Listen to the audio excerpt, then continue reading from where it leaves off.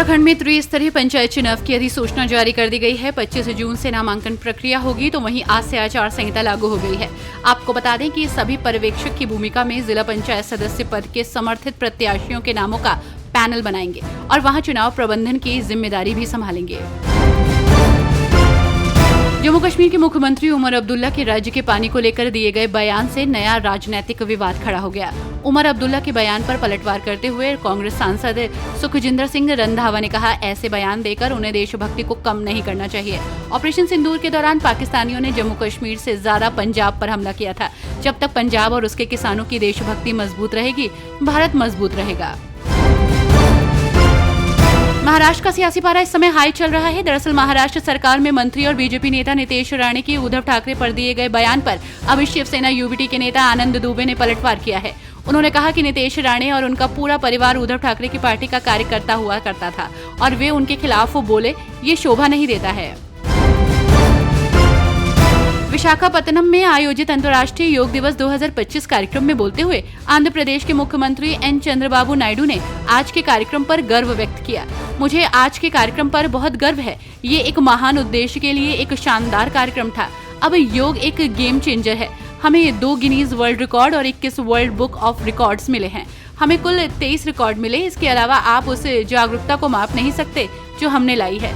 यही इस कार्यक्रम की सबसे बड़ी सफलता है। 30 दिनों तक हमने कार्यक्रम आयोजित किए। हर दिन इतने सारे स्थान और इतने सारे लोग शामिल हुए। बिहार विधानसभा चुनाव को लेकर तैयारियां तेज हैं, तो वहीं इसी बीच सामाजिक सुरक्षा पेंशन की राशि में बढ़ोतरी के फैसले को जदयू ने मुख्यमंत्री नीतीश कुमार की संवेदनशीलता का प्रमाण बताया है।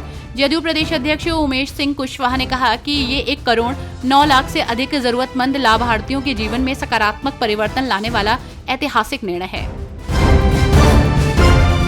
कांग्रेस नेता राहुल गांधी ने एक बार फिर चुनाव आयोग पर जोरदार हमला बोला। उन्होंने चुनाव आयोग पर आरोप लगाया कि जब आयोग को जवाब देने की जरूरत थी तो वो सबूत मिटा रहा है। दरअसल आयोग ने अपने अधिकारियों को निर्देश दिया कि वे 45 दिन बाद चुनाव के सीसीटीवी, वेबकास्टिंग और वीडियो फुटेज नष्ट कर दें।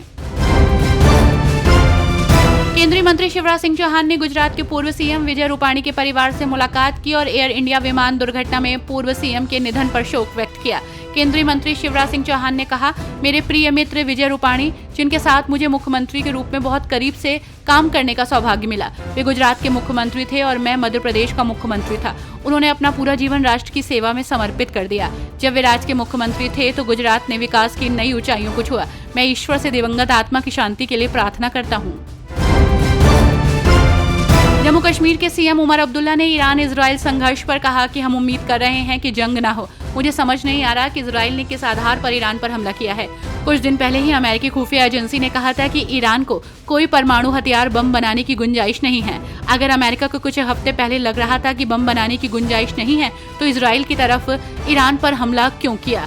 इसमें कोई सियासत खेली जा रही है, लेकिन हमें उम्मीद है कि ये सिलसिला जल्द रुक जाएगा। बिहार सरकार मोटर वाहन चालक प्रशिक्षण संस्थान प्रोत्साहन योजना के अंतर्गत 37 जिलों में 66 ड्राइविंग ट्रेनिंग स्कूल खोल रही है। इसमें से 34 पहले ही स्थापित हो चुके हैं।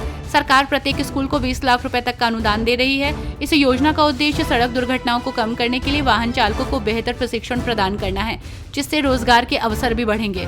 संस्थाओं को वित्तीय सहायता दी जा रही है। कांग्रेस के नेता सुरेंद्र राजपूत ने बीजेपी पर निशाना साधा और कहा कि भारतीय जनता पार्टी योग जैसे शारीरिक और सांस्कृतिक विषय को भी राजनीति का साधन बना रही है।